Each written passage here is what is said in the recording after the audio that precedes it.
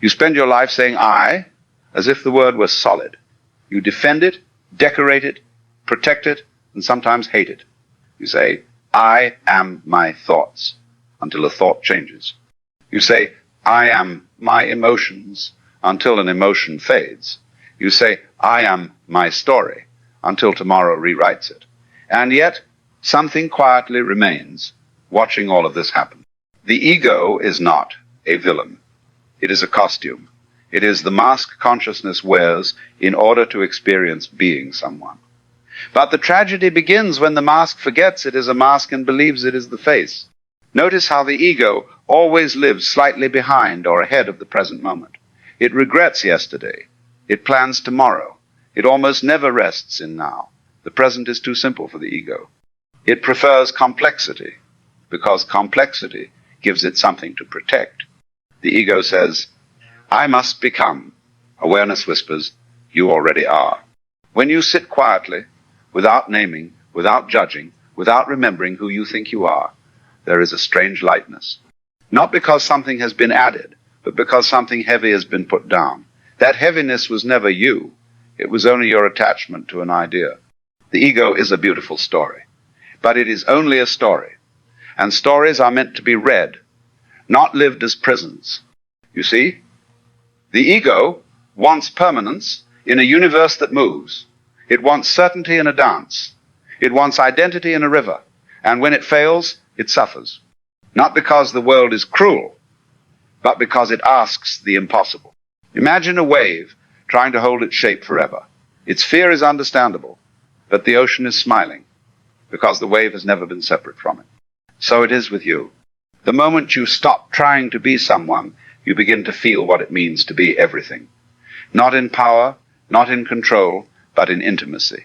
You are no longer standing against the world. You are standing as it. The ego does not disappear. It simply relaxes. It becomes a useful tool instead of a fearful master. It becomes a character in the story, not the author of reality.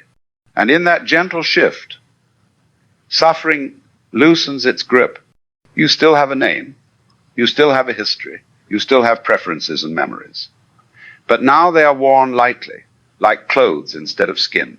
The illusion of ego is not that it exists. The illusion is that it is all that exists.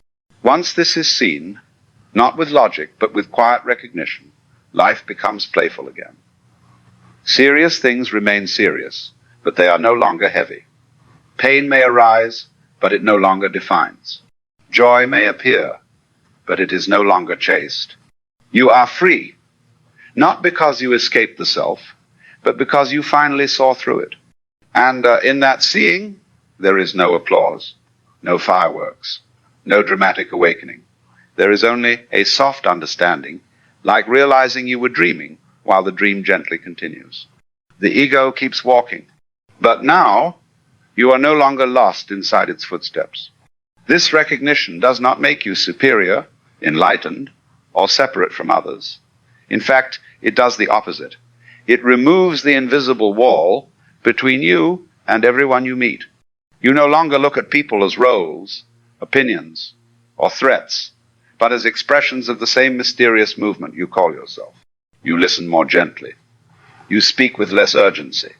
You disagree without needing to destroy. You love without trying to own. And slowly, almost imperceptibly, you realize that peace was never something to be achieved. It was something to be noticed. The ego will still appear in moments of fear, ambition, pride, and longing.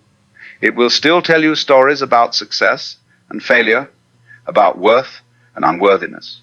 But now you hear those stories the way you hear music.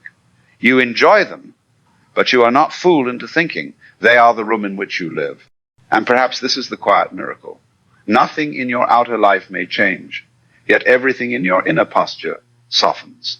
You walk the same streets, speak to the same people, carry the same responsibilities, but you are no longer carrying the weight of needing to prove that you exist. Existence proves itself. The illusion of ego is not meant to be destroyed. It is meant to be understood.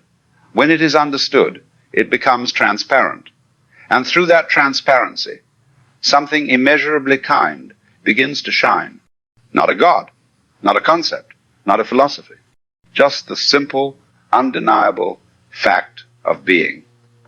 And that, perhaps, is the greatest freedom of all. You do not need to rush this understanding. It arrives naturally, the way evening arrives after afternoon.